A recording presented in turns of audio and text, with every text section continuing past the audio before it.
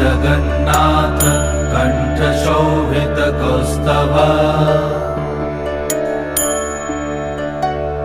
Padmanabha Vedgarbh चन्द्रसूर्यविलकरा Jagannath Loknath नीलाद्रीश परहरि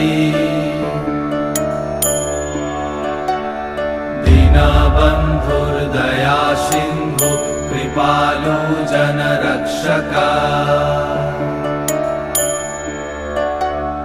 कम्बुपाणि Chakrapani Padmanabha Narottam